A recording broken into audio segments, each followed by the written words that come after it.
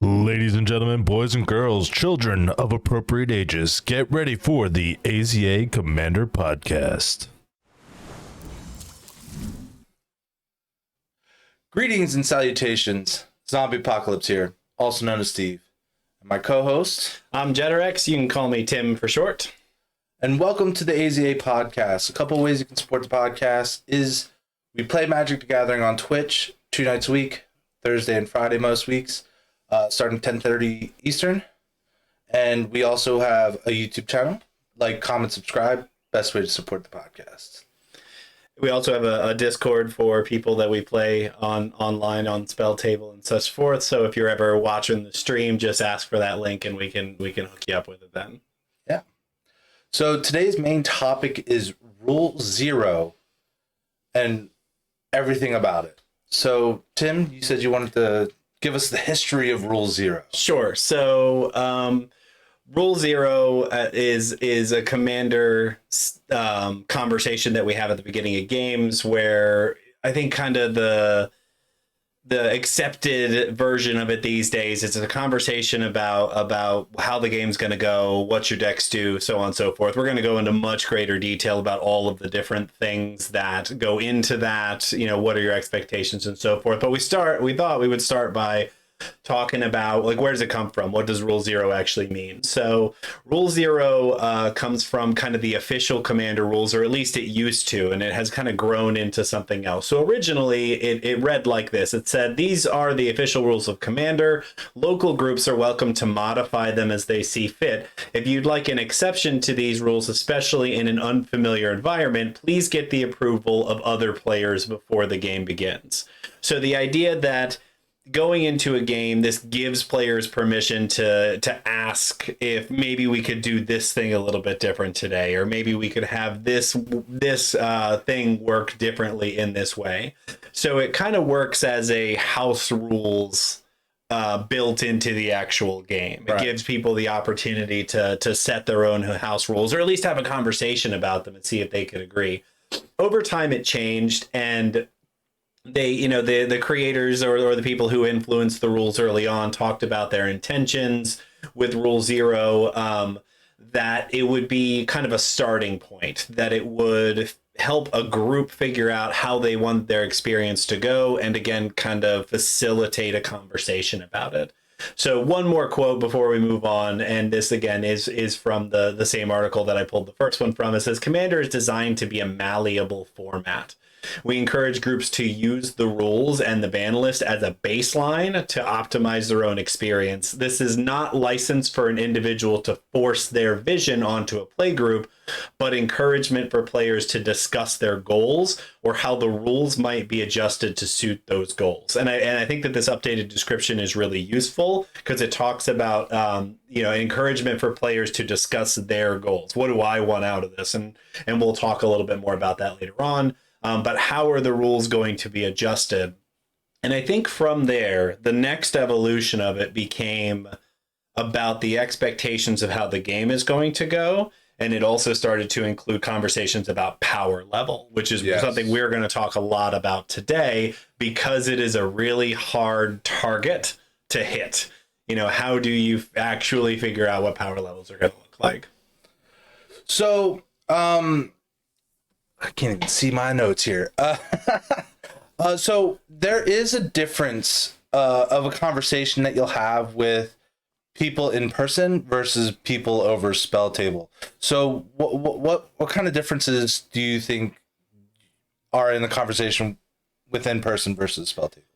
So I think everybody knows that, the past couple of years, I think most of the world has gotten more familiar with the virtual format of doing anything, of having meetings at work, at having gatherings with friends. But really, gaming, if you didn't already have some idea what gaming over a computer was like, most people have some idea what that is now. And so for this format, when we talk about spelltable, you are interacting with people, but you're interacting in a virtual space. So different things come into play. One of the things that we've encountered quite a lot is the question of how long do you wait when somebody disconnects. And we actually talked about perhaps including that in the Rule Zero conversation, but we're also going to talk about how long is the conversation going to be. Right, because it can't be an hour long. Right, we can't account for every single scenario that could happen. But if you have a play group like the two of us who get together and play very often, we can have that conversation outside of the game and say we've kind of developed a rule of thumb in terms of this is what we usually do. So when that situation happens and somebody says, hey, how long do we wait? We already kind of have a stock answer to that. There's a couple other questions that we're going to talk about where that's become the case, where we have our own kind of rule of thumb for it. But what else is there in terms of the difference between in person? So like one of the topics we're going to bring up earlier is calling your plays, right? Right. It's a little less important when you're in person, because you can say, oh, while they're doing their thing, oh, can I see that card? And then it allows you to see the card a little bit better. And then also it's a little less intrusive as well. And usually when you're in person, people are a little bit more focused on the game than other things around them. Not saying it's entirely true, but I've noticed when I was playing in person that I get more attention from them versus, oh, it's not my turn, I'm going to play on my phone. Right. I think that's a great point, and that I've seen that happen in a lot of different things when we talk about doing it in the virtual format. That happens in Zoom meetings or whatever other virtual format you use. People get distracted. I get distracted. I know that it's harder for me to stay focused because I usually have music playing in the background, and maybe I'm actually reading something online as well. I've tried to cut down on those distractions, but we just played a game not too long ago where I took a 10-minute turn, not realizing that everything that I did was completely pointless because dude's got a sport frog on board. Guy's got a sport frog. Right, and it's my fault because I didn't pay attention to it. But you raise another thing that I think is really important to talk about, and it is side conversations. So when you are in a virtual format, it is almost impossible to have more than one conversation going on at a time. So you really can't, the person could be taking their turn and you could be much quieter whispering to somebody, hey, can you explain this thing to me? I don't want to disrupt the flow of play, but I want to know what's going on your board. That can happen simultaneously in person, but it is almost impossible to do in the virtual format. So, and I've noticed this because I run a lot of meetings in my professional life. And so you have to account for that when you're running virtual meetings. Most conversations are organic. And people just kind of pick up on when it's okay for them to talk and when it's not. And you cannot do that in the virtual format. You have to actually give people permission. Or people have to know for sure that it is their turn to speak, or you have this warbling. There's also this little stop between each moment in a conversation over webcam. Right. And that would because that raises one further thing that we've talked about a little bit, and it is when somebody asks a question about a card, who is going to answer that question? And it's interesting because this is Magic players, generally speaking, love to flex our knowledge. We love to say, love to jump in with the answer to that complex question. And really, when that happens in a virtual format, you get three voices answering all at once, and it makes it bad. It makes it so that you can't hear it, and you have kind of, and for me, that gives me the bad feels. I don't like that difficult communication. So this is something that can come up, I think, in the conversation in spelltable or in a virtual format that doesn't necessarily need to happen in person. And it is when somebody asks a question about a card, the person who owns the card should be the first person to explain it, almost like a kind of turn order thing. Yeah, right? like passing the priority back to the player that played the card or whatever. Yeah, the player who is the target should probably have priority in that scenario to explain their card. And if there's then disagreement on how that's going to work, then it becomes an open conversation. But that one to me is a pretty big difference between the in-person and the spell table. I think that's pretty much the bulk of it. Yes, I think we hit that nail right on the head. So how long do you think the Rule Zero conversation should go? I think it should be like a like when you're discussing all the topics that you have, there should be the person that formed the group, which is usually me, saying, hey, this is kind of what we're looking for in the game. And then everyone has like a 2-minute like blurt of everything that we'll be discussing later, just like a brief description of the deck, and we'll go in further detail later. And it should be about 2 minutes per person. That's enough time to kind of get everything out in the air, right? Because when I play on spelltable, the name of the lobby is Rule Zero. Let's have fun. So, and I think it's easier for everyone to have fun if we have clear expectations of what the game's going to be at the very beginning. Yeah. So, I think like a 2-minute excerpt of the initial expectations and then 2 minutes per person. So we're talking like a 8 to 10 minute conversation at the beginning of the game. And ideally, I think that we're doing that while we're shuffling and getting that first hand. Right. It's not like you're ready. You already got your mulligans resolved. Now have the conversation. And actually, like this happened recently where we were playing a game and we did the Rule Zero conversation. And when we got to the point where you were talking about your deck, it became very clear that the deck that I had chosen was going to be a really significant foil to what you were doing.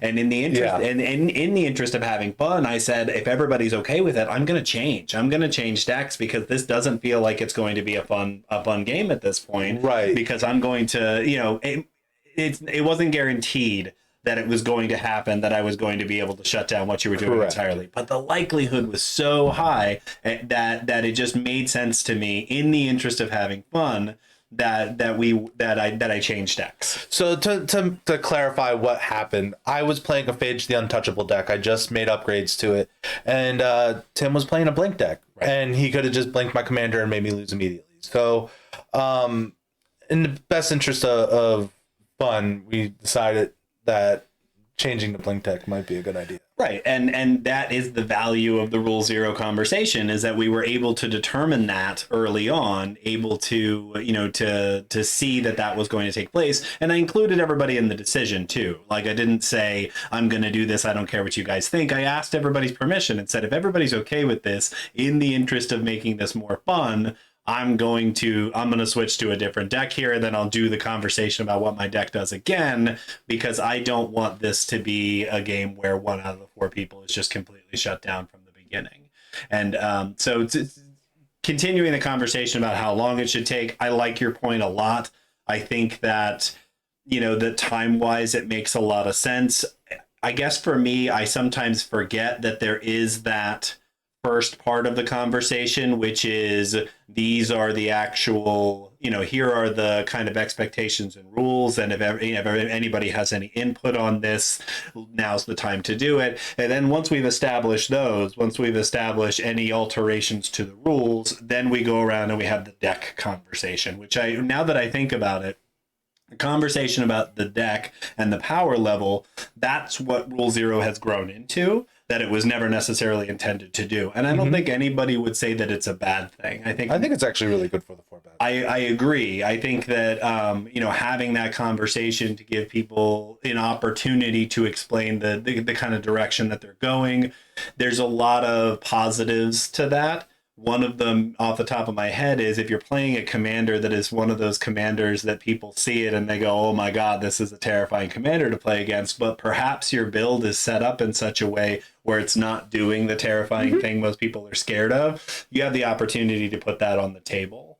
And I know that isn't necessarily going to change the way I was people about play. to say, I have a couple of decks where the commander's scary, and I'll still get targeted. I mean, to be fair, I deserve it. Right. But there's some, like, if I see a Zur across a board, I'm not going to trust whatever you say. Right. I have the Zur deck that's just a cycling deck, but I still don't trust you. I don't trust you at all. So I 100% agree with that. That yes, you can explain it, but it's probably not going to sway any opinions and maybe not. So now that we've discussed how long it should be and everything like that, let's go ahead and start talking about what should be in Rule Zero, what the conversation should include. For us, since I'm trying to make content on spelltable with absolutely random people, I like to kind of have a couple brief announcements. One thing, especially since I'm making content, hey, please don't do anything illegal. Right. Because A, I could get in trouble, and B, I don't want to get banned for someone else's actions. Right. Play calling, since I am recording, and makes my life a whole lot easier. If you just announce your play, it allows me to get the card a whole lot easier, and it just makes an understanding of the game overall easier for everyone. And then I also bring up the mulligan rule at this point. Right. Since I'm here for content and I want everyone to have fun, I always say, hey, we got free mulligans. Don't take all day finding the best 7, but get a keepable hand. I don't want you to say, oh man, I mulled 3 times. I don't really want to mull down to 5, because now you're not going to have fun. And that's not what we're here for. And I think that's a great example of like a fairly significant rules change that if everybody's on board with doing it, we're okay, then it makes sense to do it. But if there is anybody who's not on board with doing it, we can go in a different direction. And I think that the mulligan rule is probably the clearest example of that when we're talking about commander play, because there is a rule on how you're supposed to mulligan. There's a very clear in the game's text rule on how mulligans are supposed to work. And if we're all going to agree to do it in a different way, we want to agree on what that looks like. And so we often refer to what you're talking about as like the super friendly mulligan rule. So you get 1 free mulligan in the game of Commander as part of the rules. That's already baked in there. And really the alteration is we're going to allow that to be the case more than once. Right. And we've never really had to make it so that there was a limit on that. Another option that people often use is sometimes referred to as the GIS mulligan. And this is if your 7 is not keepable, that you put that 7 on the table and then you draw the next 7. And makes it a lot faster. It makes it faster, because the problem with mulligans and doing the free mulligan over and over and over is that you have to shuffle each time. And I don't know about you, but it feels very much to me like when I do that, I end up getting the same bad hand. It's happened to me more times than I can because you don't have someone cutting. Right. So the guess mulligan is an option. It's just something for you to think about in your play groups. It can be a thing that you can do, and that it serves a similar purpose as the kind of infinite free mulligans. So I will add on to this. I think that particular rule set is better in a random play group versus a set play group. Because if you're doing in a set play group, people will alter their deck to have less lands because they know they can keep 7 no matter what. So I think that particular, free mulligans all across the board, I think it's better when you're not in a set play group. Because, as I said, people power creep. That's what Magic's all about.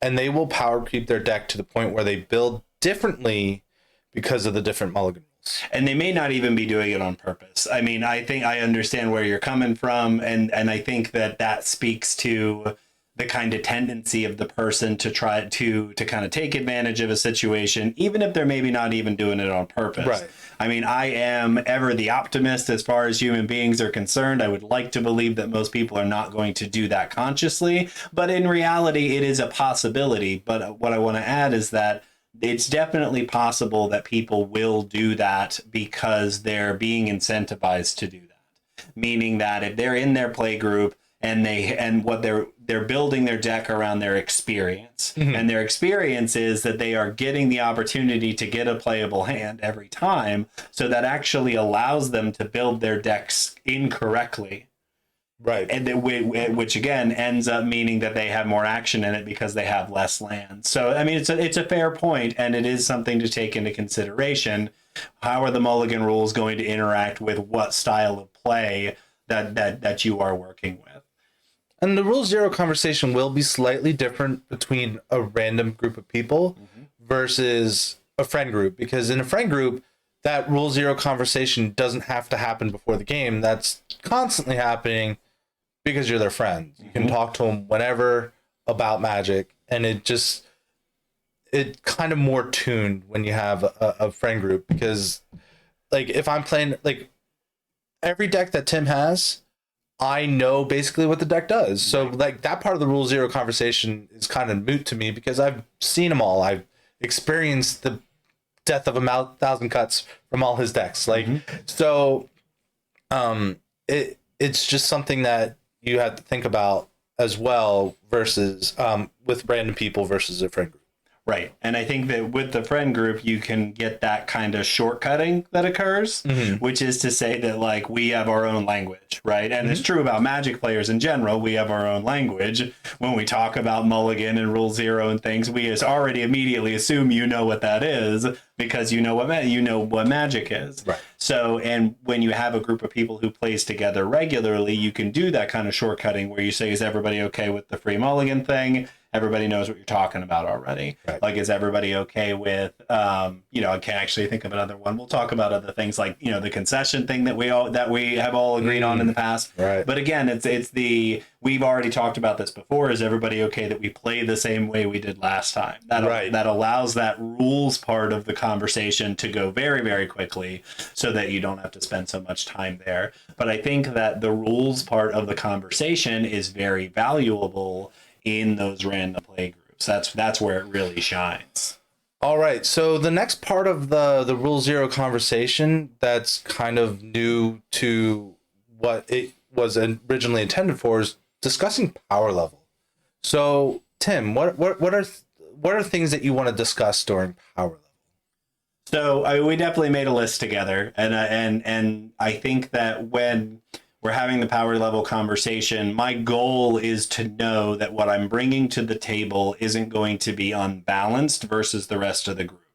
Because I'm actually pretty okay with being the arch enemy. There's definitely a challenge there that I don't necessarily mind, but at the same time, I don't want to do that all the time. And I do like kind of being the sneaky win player who is being quiet for the beginning and going, oh no, I'm not really doing anything. Don't worry about what I'm doing over here. Just forget about it. It's not a big deal. And then, you know, showing up later with all the pieces put together, I like that. I like having that play experience as well. So, but what I don't like, and this happened to me recently, is that we were playing on St. Patty's Day, and I wanted to play a green deck, so I was playing my Sithis deck, which is certainly, I think, the highest power level deck that I have.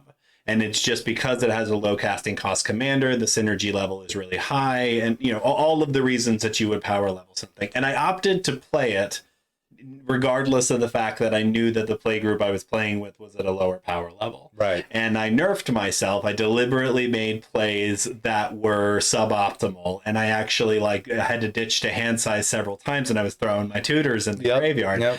And it was fine, but it wasn't great. Like, it wasn't a particularly fun experience. It actually made me think about changing that deck so that I could actually play it in lower power level games by kind of, you know, driving down the power level. So the first thing that we want to talk about in terms of how do we identify power level is the number system, because this is something that be right there.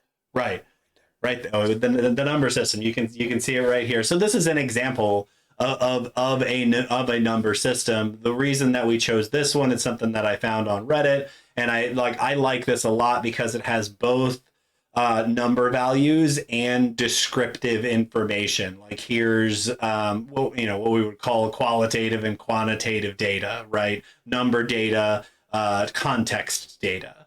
So in this case, one of the problems that most people have with a number system is that it feels arbitrary. So your 1 might not look the same as my 1, your 10 might not look the same as my 10.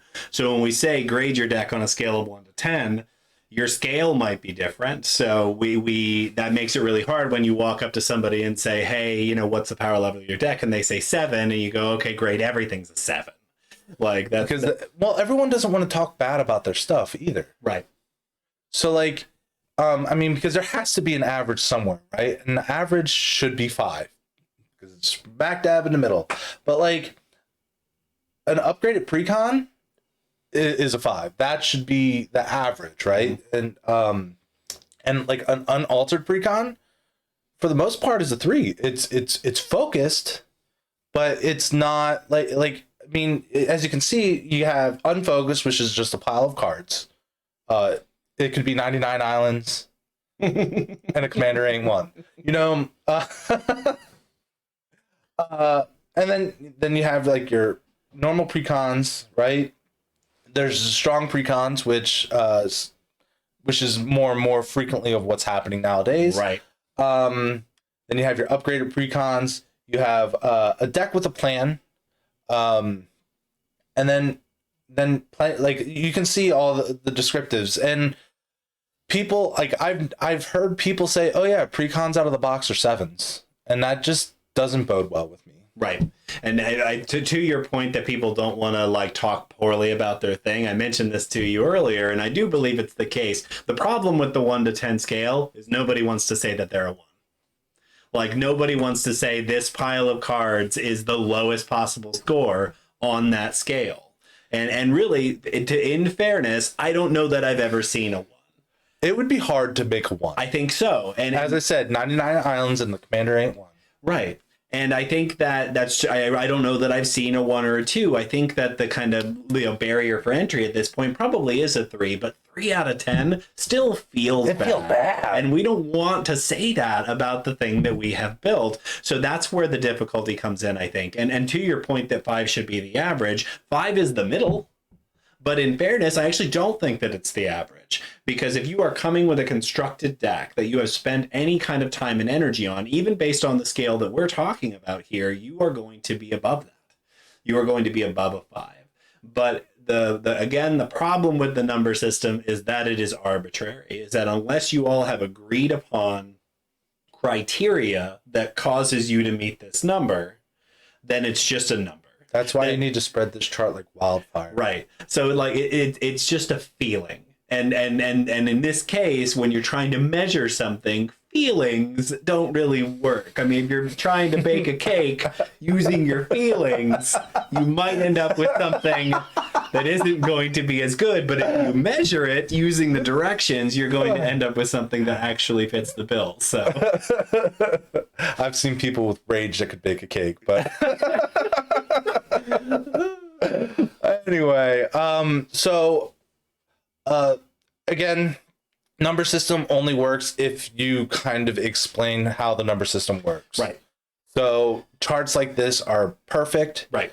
In explaining it, because it also breaks down like how fast your deck can win, because that's really important. I think that that's a really common part of the discussion, and it is something that most people agree is a good determinant of power level. How fast can your deck win? And if you look at the scale that we're talking about here, if your deck consistently is capable of winning between the very beginning of the game and turn 4, you're probably in CEDH territory, whether you realize it or not. Like that is, that first 4 turns, considering that you are taking out 3 other opponents at 40 life, you're either putting together a combo that goes infinite and wins, or you are doing something that allows you to actually get in that much damage. Both of those are incredibly impressive in the first 4 turns. Yeah, I mean, we were playing a game the other day, and guys like, oh yeah, the deck's a 7, but he had infinite mana on turn 2. He did. Mm-hmm. That's not very 7-ish to me. No, and if he had held back, if he had any colored mana at all, he wins on turn 2. He wins at that point. And really, like, he didn't, and it was the only thing that stopped him. But yeah, so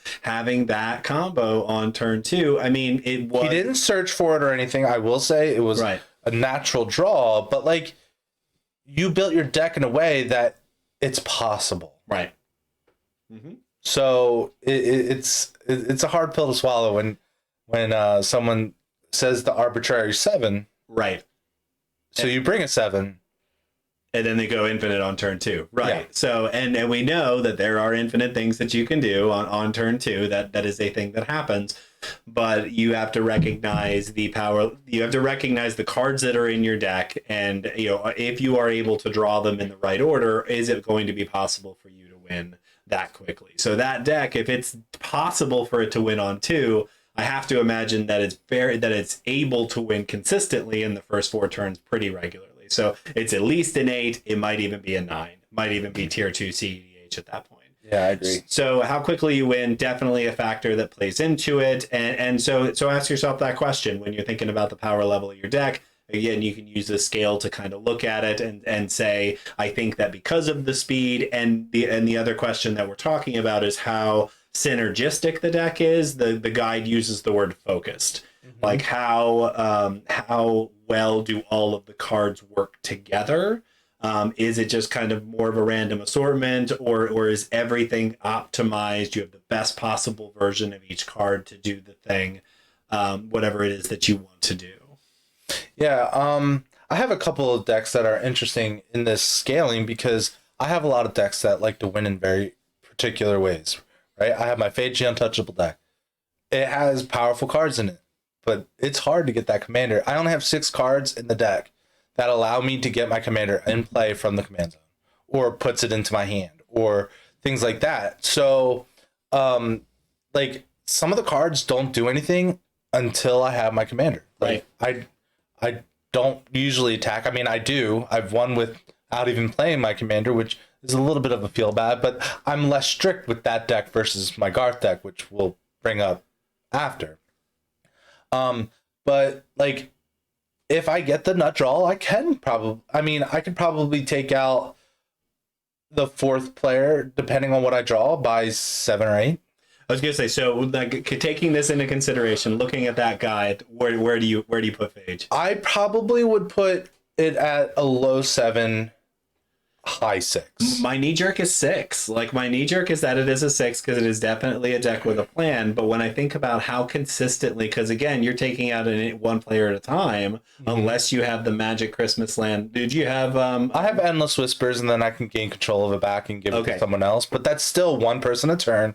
But it happens like sequentially. Like, I take out the next person, and then at the next end step, I take out the next person. And the next end step, I take out the next person. So it's like one turn cycle. Right. But it's not all at once. It's not all at once. There's opportunities there, I think, to interrupt it. But most importantly, it's like that is best case scenario, right? Like, that's Magic Christmas Land. So if that's the case and that's not happening till later in the game, I think that it probably qualifies as a 6. There are games where it may very well win faster, sure, but I think when we talk about like regular consistency, it's probably a 6, and that's okay. Like, you want 6. I want a variety of decks because like we do play with people that have lower power levels. So it's just like, it's nice to pull something out that kind of fits their like availability, because let's be real, it's not fun for anyone to pull out a 3 or a 4, right,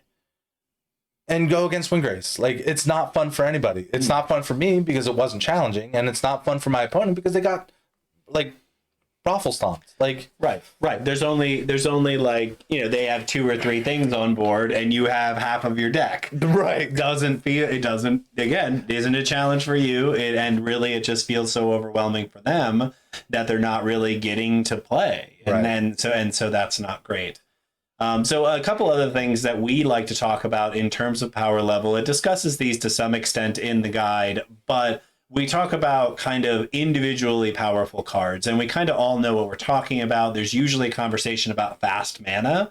And I think that what's at least on some level confusing for me is that I think people mean different things when they say that. So a lot of people think Mana Crypts and Soul Rings as the bulk of it.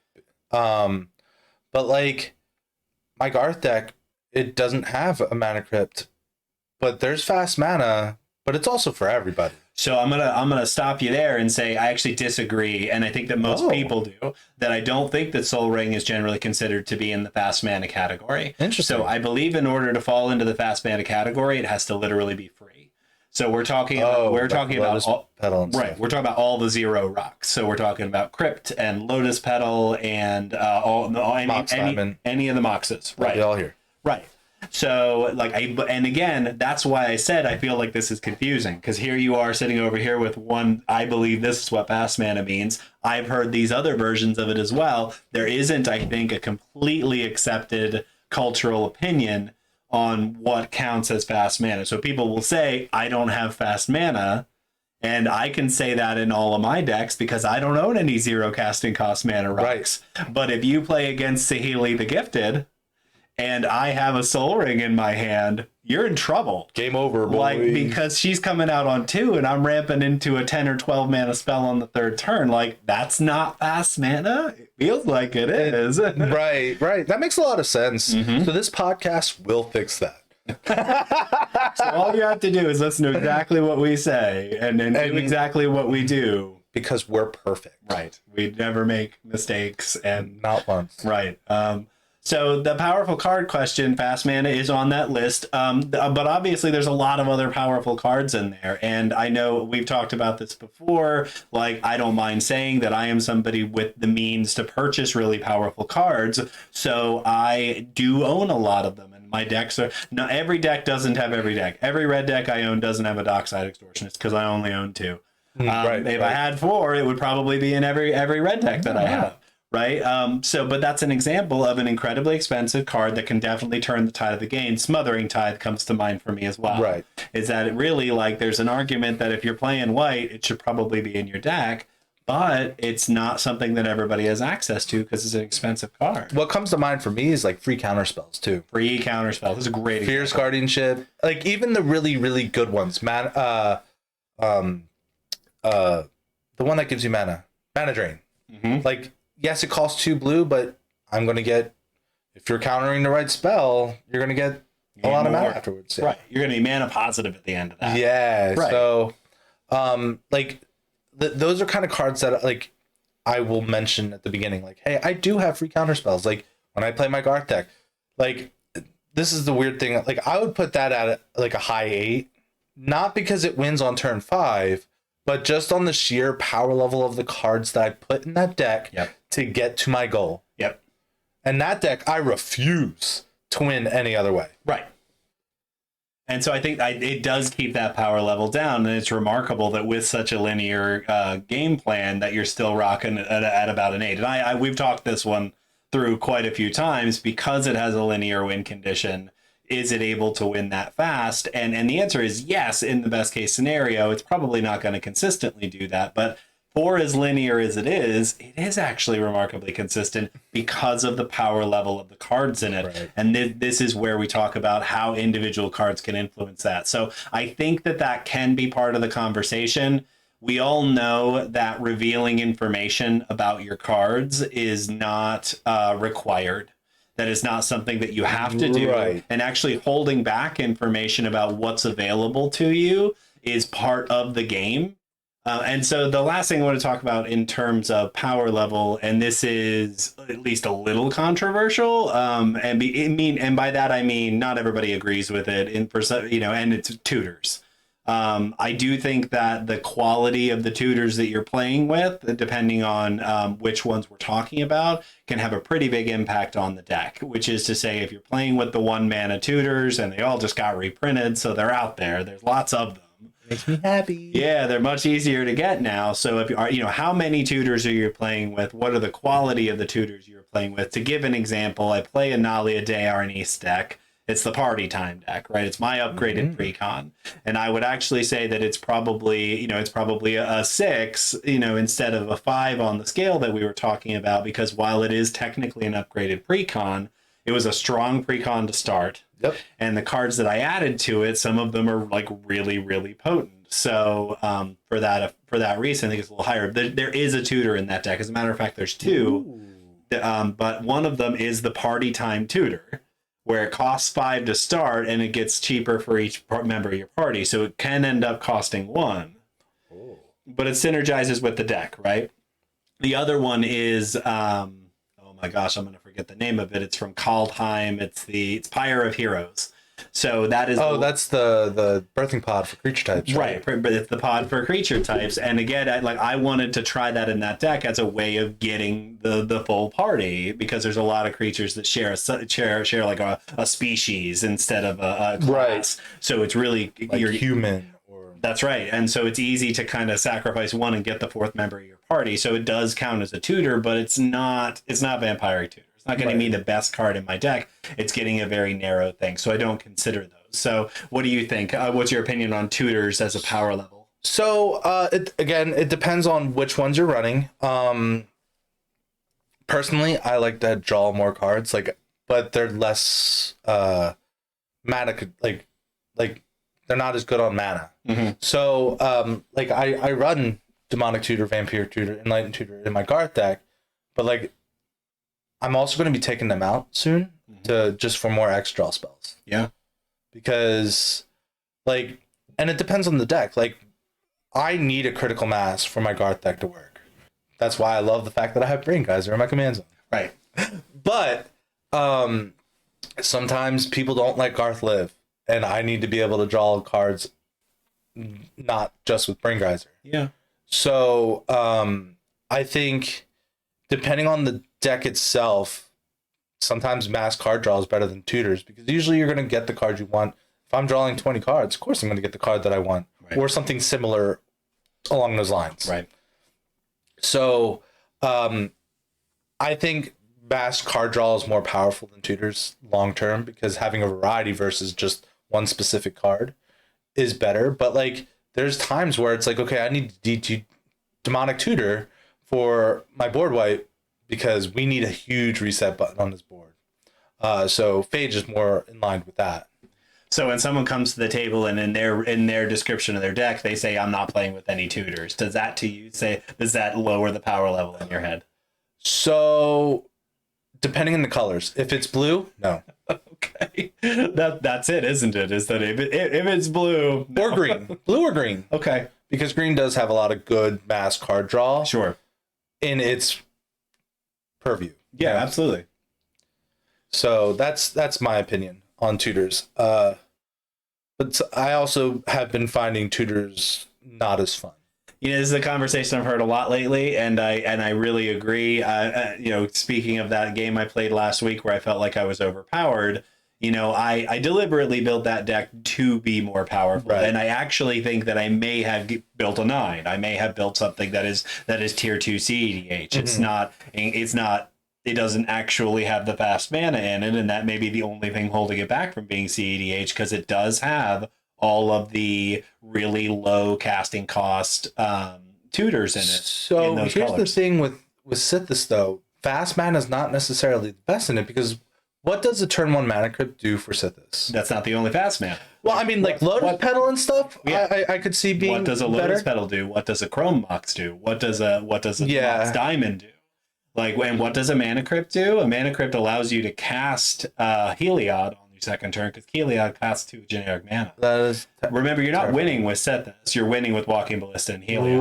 Right. So really, like, having fast mana isn't necessarily about, you know, getting Sithis out faster. You don't need fast mana to get the commander out, but the deck is also capable of winning without the commander at all. That's true. And really, like, the opening hand that I had in the game that we're talking about, like, I had 2 tutors in my opening hand. Right. And I absolutely, if I had sequenced it correctly, could have one on turn 3, I'm pretty sure. Now you add a Mana Crypt to that, and it maybe actually allows me to do it on 2. Okay, that's... There's other cards besides your commander. Right. In the game of Commander. Right. Turns out there's 99 others. Right. And so, yeah, but you're not wrong that with that commander, you're not trying to ramp out your commander. Right. Your commander is a way to get to the other cards that are going to win. So we're going to move on to talking about the second half of the Rule Zero conversation. So we've talked about the rules, we talked about discussing power level, and now we're going to talk about, you know, the conversation about here's my deck, here's what it can do, what do you do? So when you're describing one of your decks, what are the things you like to talk about? I like to talk about like the general archetype of the deck, right? So, I mean, a lot of my decks are complicated, right? They're not just aggro, they're not just... So I give like a brief synopsis of what the deck's trying to do. So in Garth, I my main go-to line for that is this deck has a lot of powerful cards, but it only wins with 1 card. Mm-hmm. I do not attack, and if I do, it's only to get minor value. Mm-hmm. Because sometimes I need that treasure. Yeah. Yep. Sometimes that Planeswalker needs to go. Yeah, but so realistically speaking, like I don't tell them how the deck wins, but I kind of go towards what the deck is doing. Mm-hmm. And it doesn't have to be a very long long conversation. Like, it should only be maybe a minute or two. You don't have to give any specific cards, because what happens is, if you give, like, if I say, oh, I'm winning with Door to Nothingness, people will know exactly what to do going towards it, right? So I like to keep that information as secret as possible. And obviously you play the same people over on spelltable, even though it is pretty random. Right. Anybody watching your stream knows that Garth and Door to Nothingness work together. Yeah. What my Garth deck's doing. And then, like, I have viewers come in and want to play with me, and that's totally great, and I love it. You know, please, like, look for my Rule Zero, let's have fun. So, like, just a brief synopsis of what your deck's doing is perfect for a Rule Zero conversation. I think you really covered it. I think that I'm probably an oversharer when it comes to this kind of stuff. There are elements of the deck that I don't mind kind of being open about. Something we didn't talk about in terms of power level. It doesn't actually come up on the guide that we have, that we were talking about earlier. But it is something that people seem to want to talk about, and it's infinite combos. Like, does your deck have any infinite combos? And so I've taken to telling people yes or no to that question. I don't necessarily want to reveal the details of what it is, and because it is, kind of the player's responsibility. Like, game theory says that knowledge is important, right? So if I'm revealing information to you that you shouldn't have otherwise, I am putting myself at a disadvantage. But letting you know that there are infinite combos in the deck. So if you keep an eye out for what potential combo pieces would be. Right, and I think that's enough. I think it's enough to say that they are in there. And usually when I'm describing my decks, I do talk about tutors. Like, I talk, if it is a deck that plays with a lot of them, I may mention that. Like, this definitely is trying to get to the combo quickly. For example, I have a Jolene the Plunder Queen deck, probably tip top of my favorite decks, because it's very over the top, and lots of different reasons why I like it. But it does have at least one infinite combo. It probably has more than one now that I think about it. And really, but I would consider them to be incidental. I didn't put them in the deck because I wanted to go infinite with them. They are in the deck because they individually are good. So Old Gnawbone and the dragon that allows you to have an extra combat phase. Like, if you are far enough ahead, that can go infinite. Yep. Dockside Extortionist, Teamer Battle, or Teamer Sabertooth, yep. Right? So again, that one a little bit more deliberate, but really it's in the deck because I want to be able to recur ETB creatures. It just so happens, and treasure. Just so happens a Dockside Extortionist can accidentally go infinite with it, although it's circumstantial. Yeah, so it depends on what everyone else has. It does, but I will tell people there are a few infinite combos in this. I'm not racing for them. That's also another important thing to add on, like, because, like, generally when I ask that question, hey, do you have any infinite combos? If you do, are you deliberately trying to get them, or is it, oh, this accidentally happened? Because I'm definitely more okay with infinite combos if it's, oh, it just happened. Oh, I'm like, but like, if you're racing towards an infinite combo, that right there immediately jumps up your power level. So it's more like, okay, well, maybe I'm bringing the wrong deck to the table. Right. And I think that's where, when we talk about infinite combos and tutors, those are the things that in combination with each other create a really high power level. Right. That is why my Sithis deck is such a high power level. One, the synergy of it is really great. The commander is really cheap, but it also has, I think, at least a half a dozen tutors in it, all of them that are very inexpensive, all of them that get either piece of the combo, ironically, because most of them search for creatures and both pieces of the combos are creatures. But it does want to race to that combo because it is the most efficient way to win. So it is designed to do that. So if I'm, again, with Jolene, I'm playing with infinite combos, but I don't think I have any tutors in that deck. I think I have Goblin Engineer in the deck. And that looks for an artifact and throws it in your graveyard. Very different. It's a different type of tutor. It's a very roundabout tutor. But yes, it is there for a different reason. I think I might even have pulled it. But point being, they're the only tutor in that deck that hard tutor is Finale of Devastation. And in fairness, that's not a tutor. That's a win condition. Yeah. That's absolutely right. That is a win condition. That is going to win me the game because I'm not casting it for one. Which is interesting for you because, like, I have a Finale in my Windgrace deck. That's not the win con in that deck. Right. That is like, let me get my Hypnotoad. It's a tutor. Yeah. It's just let me get that Hypnotoad on the board or whatever piece that I want that on the board. That's right. And in Jolene, it's I'm getting probably the dragon that gives me extra combat steps, or I'm getting Inferno of the Star Mounts, or I'm getting Old Gnawbone. Right. And where, I'm getting an extra, and I'm probably going to win. Right. So it's very, very different. And again, I'm casting it. I'm sometimes in that deck, I'm casting it for 20 or 30. It's not just even 10. It's an extraordinary amount. So that's, I can't think of it. That's mostly what I do in terms of discussing the deck, give the theme of it, what, obviously the power level conversation. But when I talk about my power level, and I know that you do this as well, I'm going to explain it a little bit more. I'm going to say, if this deck is a 7, here's why. It's a 7 because it is capable of winning by about turn 7 or 8 without really any trouble at all. It is totally capable of doing that. There are powerful cards in the deck. But the reason that it's not an 8 is that I'm not playing with a whole bunch of tutors. There are some suboptimal choices in it. I'm really trying to have a more fun experience with it, which I think is probably the sweet spot in terms of the game. And I think that's why, 2 minutes is an awfully long time when it's just you talking. Yeah. And it's a lot easier to, you can squeeze all that information rather quickly, because there's so much information you can give out in 2 minutes, and I think that's the longest it should be. Again, you're not divulging your whole plan, right? Just brief plan.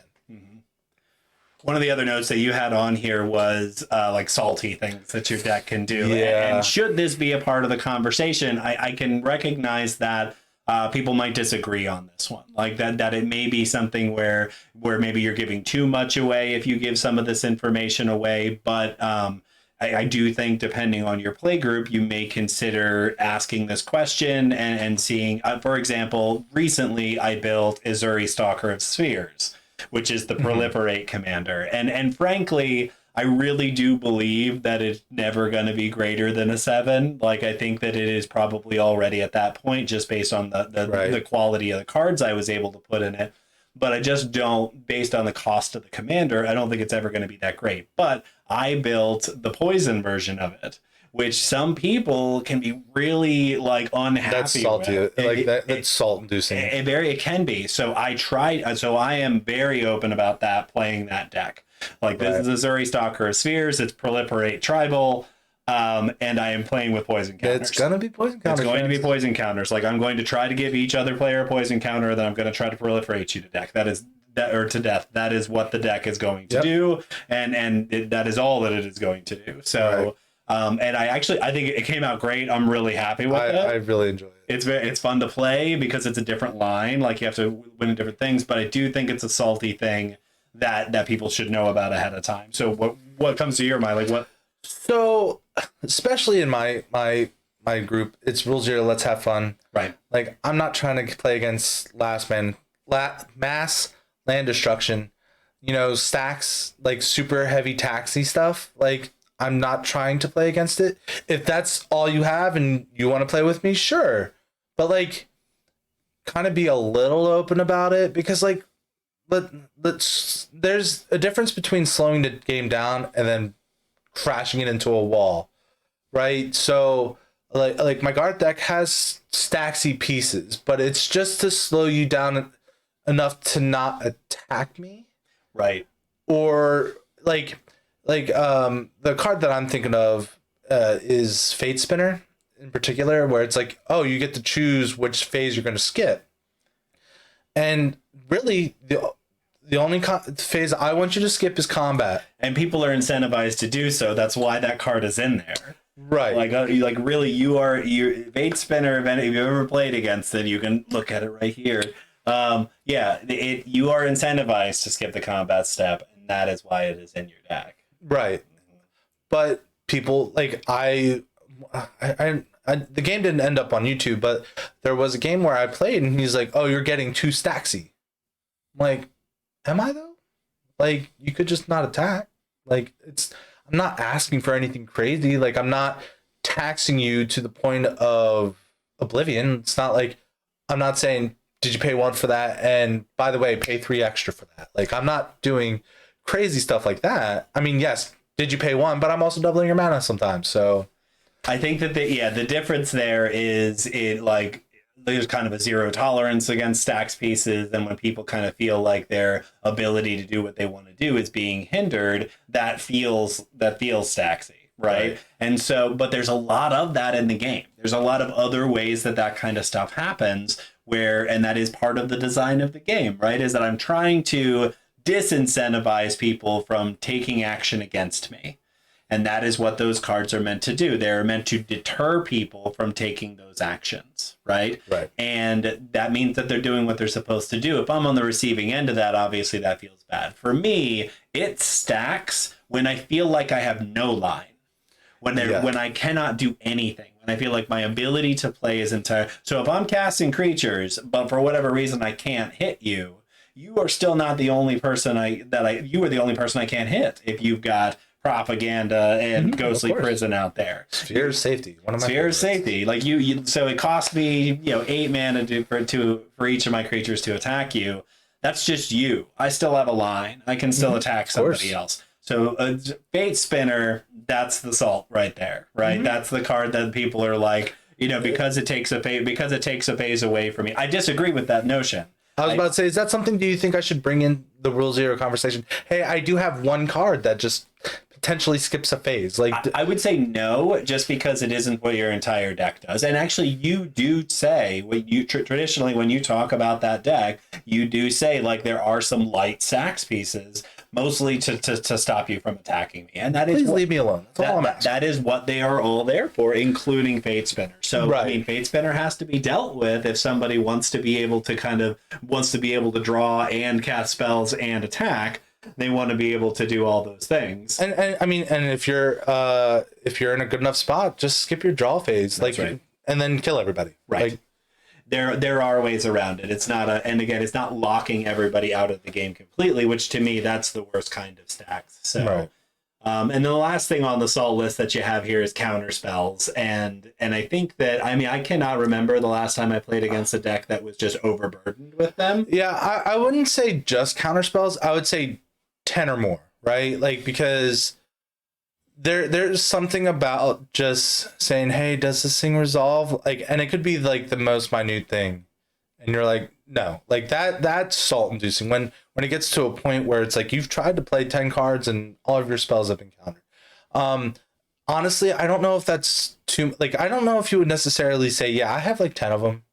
And even still 10, like the only card that, like, if I see Baral in your command zone, then I'm worried. Yeah. But I don't think necessarily having a lot of counter spells is enough to, because like if you're playing that game, you're going to need like 30 because you need enough to counter everybody. Like, in my opinion, that line of play doesn't work in Commander because it's not just me versus you, it's me versus you and you and you.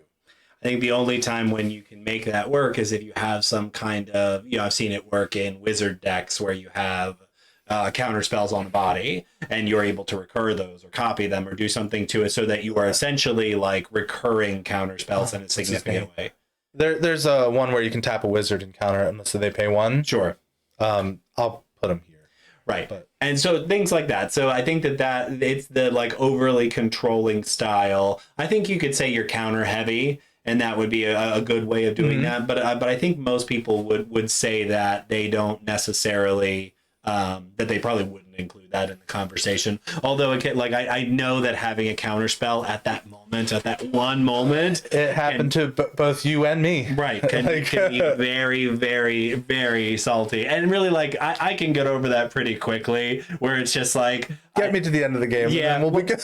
Well, I knew that in my case, I remember the one that you were talking about, and it was just like, I did the thing that you're not supposed to do, and I just went all in, knowing full well that there's a possibility that this is going to get countered, and it did, and I didn't expect it. Like, I had talked myself out of it. This is not going to get countered, I said to myself, and boy, reader, he was wrong. I definitely did get countered, and it completely changed my game. So that is, I mean, that is, there is some responsibility you have to take as a player for knowing if somebody has blue mana open or any other color that, you know, if somebody has one white open, you may get a mana tithe. Nobody expects it. It's not very common, but it happens. It's happened to me, and boy, like that. But see, here's the thing with like a mana tithe, or in my Phage deck, I have a counter spell. Right. And it, like, when it's not expected is when it's, yes, it's a little salt inducing at the moment, right? Because like, dang, I didn't get to do what I wanted to do, but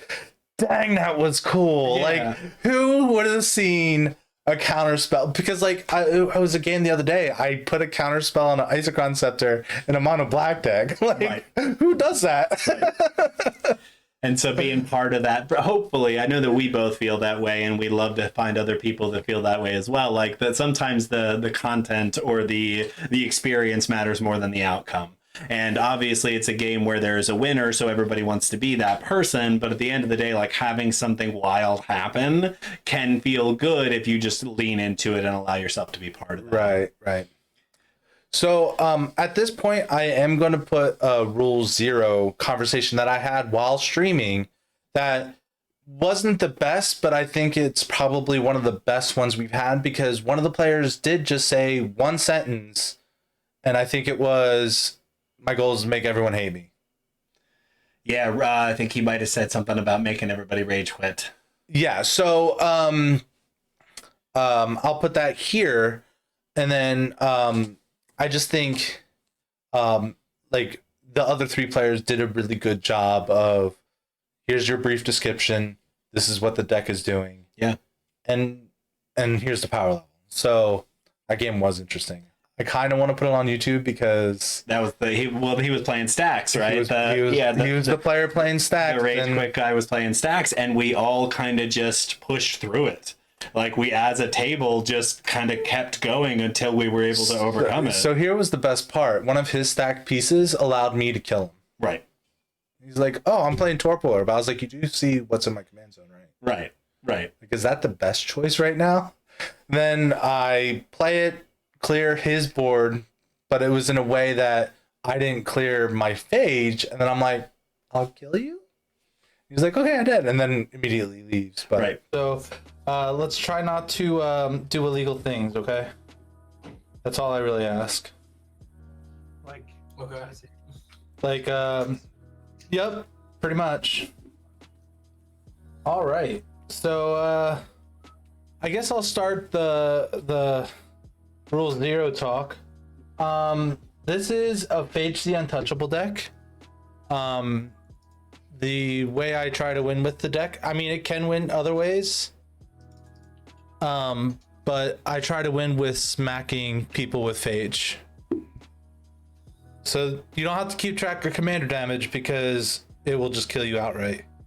I have a very weird question for you. I have an answer for you. You lose if you cast it from the command. Ah, see, but there's ways to get it out of the command zone into my hand or stop things from happening. Death Knight is such a good guest on the channel.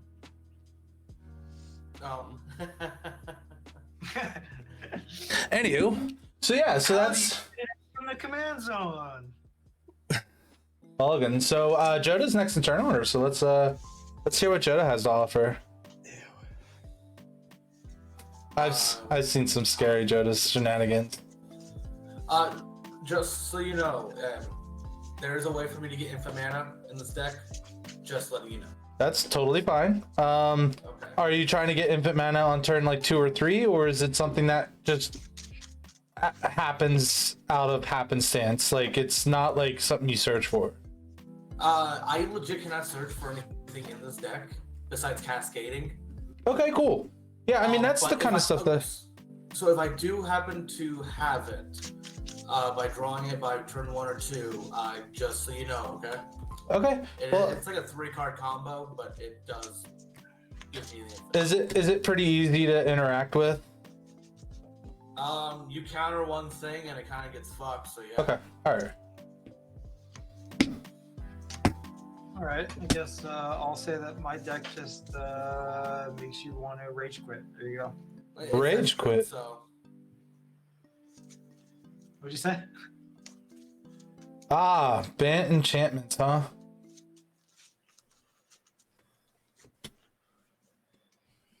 All right, what? And then we got Jolene, it looks like, right? Yeah, so I'm playing Jolie and the Plunder Queen. It makes a lot of treasure and casts big spells. I often win with big dragons or a giant red direct damage spell. Sweet. All right, welcome back, folks. We're at the very end of this. The last thing we really want to talk about is like concessions. When is it okay?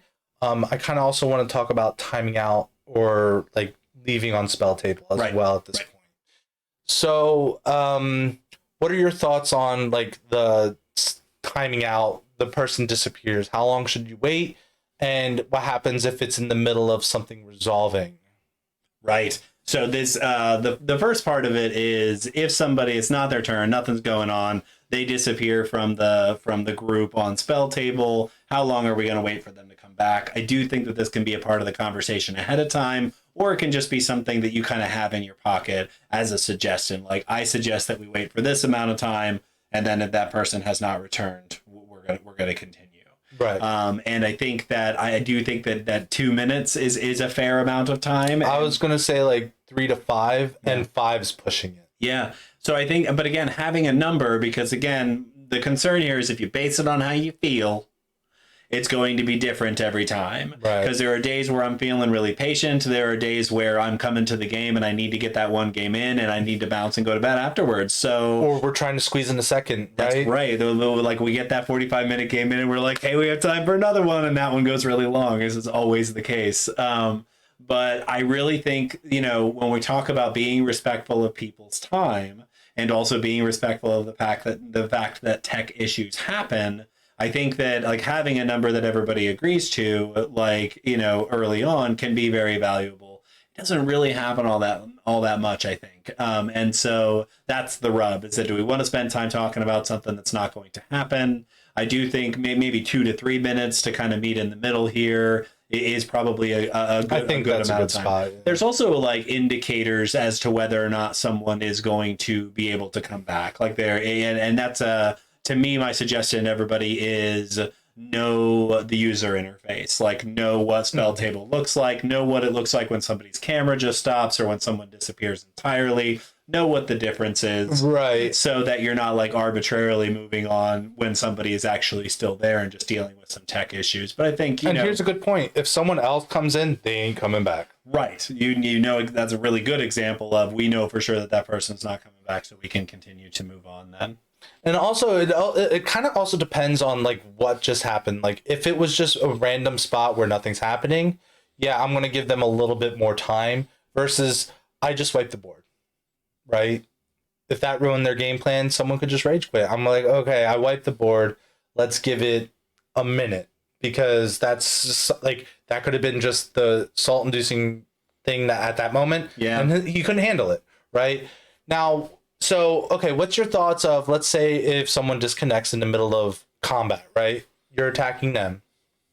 You have lifelink or something along those lines. Sure. Do you assume that you dealt the damage, killed the player, or whatever? So because you might need that life gain. You might be at 3. Right. And you attacked him because he was open, but he was your only attack. Mm-hmm. Do you go back, maybe try to attack someone else, or do you assume you dealt the damage and gain that much life? That's definitely a scenario where I would wait the 3 minutes, right? Where if I didn't think that the person had just rage quit, I would probably wait to see if they could come back, just because it like significantly affect the gameplay if that were the case. And if it isn't, if they don't come back, then it is a conversation for the table. Like, how would everybody else like me to proceed there? And really, like, I'll go with the consensus at that point. Of the table. Okay. However anybody else feels about it, I'm happy to go with whatever way the group is going to go. Now, that being said, I know that depending on the format that you're playing on, you may not have that option. And this is where we talk about the difference between casual and something that is more strict to the rules. So Sure. let's use Magic Online as an example. Mhm. So in Magic Online, if somebody were to not be there anymore, if they were to completely disappear from the game, you would not get the benefit of that life Right. link. You don't have the option to make that choice. Right. It just doesn't happen because the game state changed, which is something we'll talk about more in the actual concession conversation. But I think that whatever the table is going to agree on, I'm okay with. So I think we're actually at that point of Yep. we're in the concession part of the conversation. In my opinion, I'm okay with anyone conceding at any point of the game as long as the stack is empty and it's during a main phase or end step of some kind. Okay. I don't think it necessarily needs to be on your turn because sometimes it's just okay. They wiped the board, they got their benefit.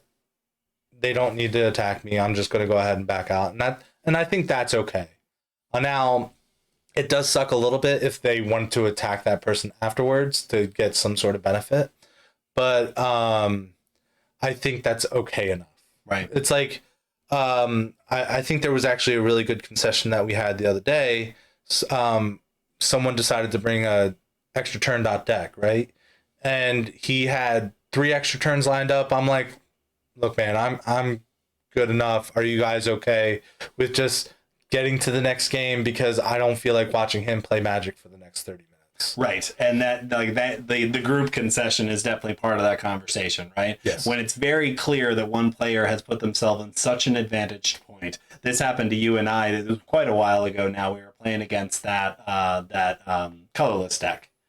Yes, Do you remember? yes. And it was just like we each of us tried to clear the board at some point, and the person was able to rebuild almost everything immediately. So after that happened twice, we just called it and said, "Hey, listen, I'm actually ready to concede. I'd like to ask the other opponents if they are as well." And that, you know, we're done. Like you very clearly are so advantaged at this point that like, and it was a situation where that person, they were doing it well, but they were taking incredibly. They were doing it humbly, like it wasn't like raffle stomp or keep face rolling on the keyboard or whatever. Right. It was, hey, I'm really trying to win here. I'm sorry. Yeah. Like that. I think that's also kind of important because I was willing to give him a little bit more leeway because he was like, look, I'm trying. Right.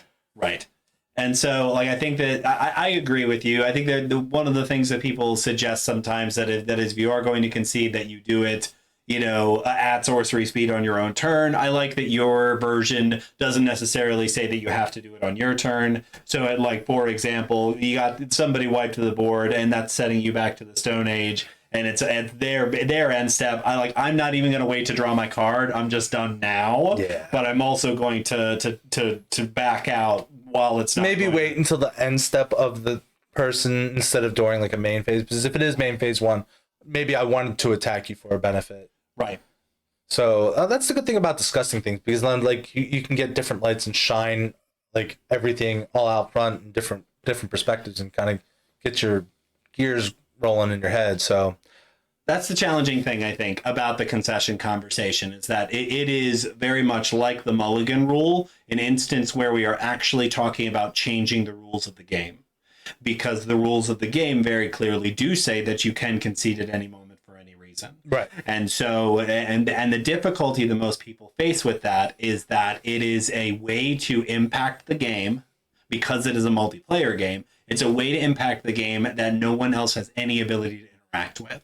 Right. So, as you said in the lifelink example, I can, as a way to react to that you can't do anything about, I can scoop, deny you the life gain, Which could lose you the game. Which could then lose you the game. You attacked me, and you made that choice. So because it is a kind of an out of game action that allows you to impact what's going on, there's some bad feels that come along with that as well. I will say the Command Zone did a really good job. We'll put a link to the video here, and we'll put the thumbnail here of explaining like the king making thing and everything like that. Right. I think if we were to dive too deep into it, this episode would be 3 hours long. I don't think that's where we want to be. So please listen to their conversation about it, because it's really good. So and they talk about concession as a way to king make or as a way to spite play. And so what we're basically saying is that like the guidelines for concession is a really good idea to talk about in your rules zero conversation.